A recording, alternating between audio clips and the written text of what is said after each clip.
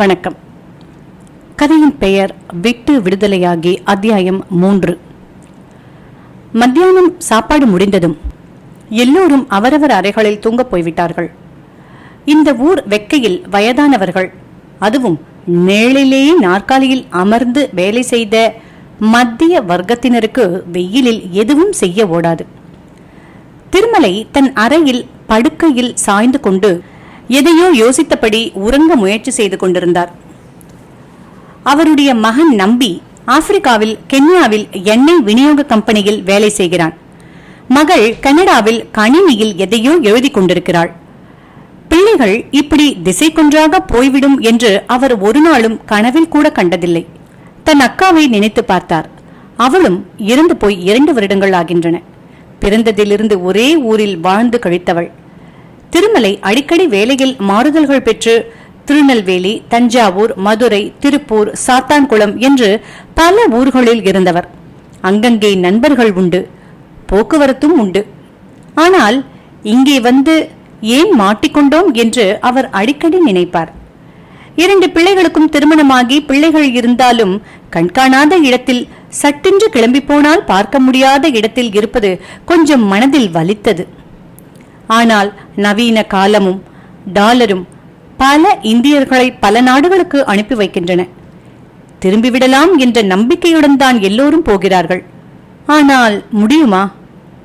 பிள்ளைகள் இங்கு வந்துதான் என்ன ஆகப் போகிறது என்றும் அவருக்கு சில நேரங்களில் தோன்றியது. அவரவர் வாழ்க்கை அவரவர்களுக்கு என்றாகிவிட்ட காலம் இது. அப்பாக்கள் அதிகார மையங்கள் என்று நவீன பாஷையில் ஏதேதோ பேசுகிறார்கள் பிள்ளைகள். நானெல்லாம் அப்படி யோசித்தேனா? அப்பாக்களும் பிள்ளைகளும் வெவ்வேறு என்று தான் நினைக்காத காலம் ஒன்றிருந்தது. இன்று அப்படியல்ல. சிறுவர்கள் கூட அவர்களது விருப்பங்களை தெளிவாக பயமில்லாமல் அப்பாக்களிடம் சொல்லிவிடுகிறார்கள். என்ன வாழ்க்கை இது? முன்பின் தெரியாத பெண்ணை திருமணம் செய்து கொண்டேன். இப்போது என்னவென்றால் பேரன் பேத்திகளுடன் பேசுவதே பெரிய பிரச்சனையாக இருக்கிறது. அவர்களுக்கெல்லாம் தமிழ் நன்றாக பேச வருமா? அரைக்குறை ஆங்கிலத்தில் பேசினால் தடுமாறுகிறது. ஆனால் எல்லோரும் அதைத்தான் பெருமையாக சொல்லிக் கொள்கிறார்கள். 45 வருட காலம் மனைவியுடன் நடத்திய தாம்பத்தியத்தில் சாப்பாடு, துணிமணிகள், வீடுகள், சம்பளம், சினிமா, குழந்தைகள் என்று லௌகீக விஷயங்களில் அதிக பிரச்சனைகள் இல்லை என்றாலும் ரசனைகளில் அவருக்கும் அவருடைய மனைவி தங்கம்மாவுக்கும் எந்த ஒற்றுமையும் இல்லை. அவர் அறிவை, மனிதனை நம்புகிறவரை தங்கம்மா கடவுளை அவருடைய அருளை வேண்டி பெற்று வாழ்ந்ததாக நம்பினாள். இருவருக்கும் இருந்த நம்பிக்கைகளால் எந்த பலனும் விளைந்ததாக அவருக்கு தோன்றவில்லை. காலத்தை கடத்தியது தவிர வேறொன்றுமில்லை. மாட்டு வண்டியில் பூட்டப்பட்ட 2 காளைகளைப் போல வாழ்வில் ஒரே வித்தியாசம். ஒரு மாடு பெண் மாடு, இன்னொன்று ஆண் மாடு, அவ்வளவுதான். இலக்குகளை வைத்துக்கொண்டு காலை முதல் மாலை வரை ஓடிக்கொண்டே இருந்தார்கள். அருகில் இருந்தவர்களின் தனிப்பட்ட நுண்ணுணர்வுகளை கவனித்ததாகவோ மதித்ததாகவோ அவர் நினைத்ததில்லை.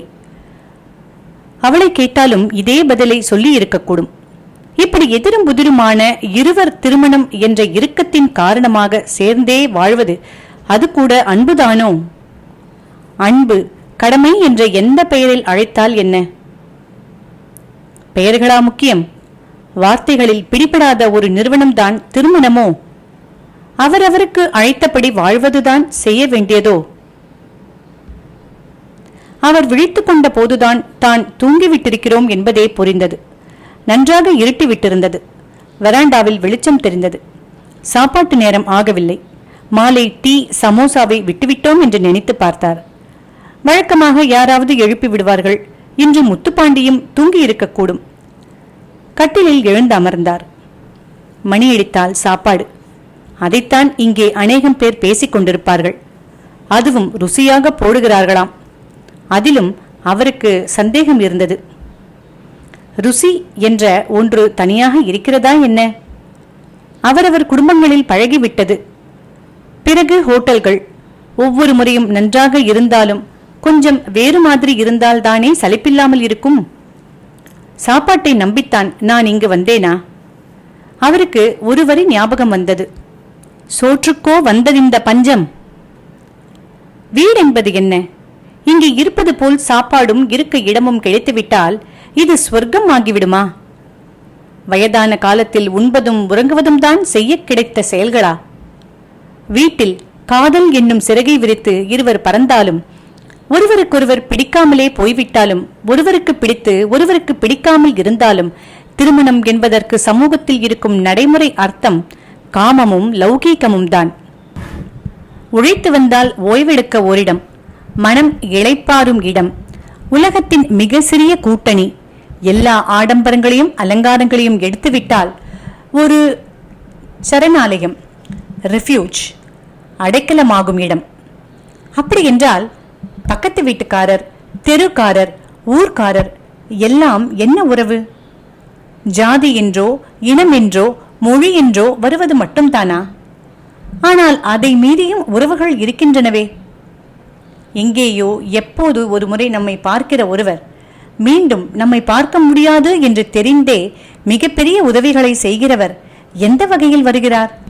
அவருக்கு A Streetcar Named Desire நாடகத்தில் வரும் ஒரு வசனம் அடிக்கடி நினைவுக்கு வரும். அந்நியர்கள் எனக்கு எப்போதுமே உதவி செய்திருக்கிறார்கள். அந்நியர்கள் எல்லோருக்குமே ஏதாவது ஒரு சமயத்தில் உதவி செய்திருக்கிறார்கள் அல்லவா? அப்போதுதான் அவருக்கு பொட்டில் அடித்தது போல இருந்தது. அப்படி என்றால் வீட்டில் தான் தனியாக இருந்தால் உதவிகள் செய்ய ஆட்கள் வருவார்கள் தானே? அவர்களுக்கு பிரதி உபகாரமாக தானும் எப்போதாவது எதையாவது செய்யக்கூடும் தானே? அந்த உறவில் எந்த எதிர்பார்ப்புகளும் கிடையாதே. அப்படி ஏன் நான் வீட்டில் போய் வாழக்கூடாது? அவர்களுக்காக கொஞ்சம் நான் அதிகம் செலவு செய்யக்கூடும். அதனால் என்ன? என்னிடம் இருக்கிறது, செலவு செய்வேன். எல்லாவற்றையும் பணத்தால் மட்டுமே அளந்துவிட முடியுமா என்ன? முதியோர் இல்லத்தில் சில வசதிகளுக்காகவே இருந்து பணத்தை மிச்சப்படுத்தி என்ன செய்ய போகிறேன்?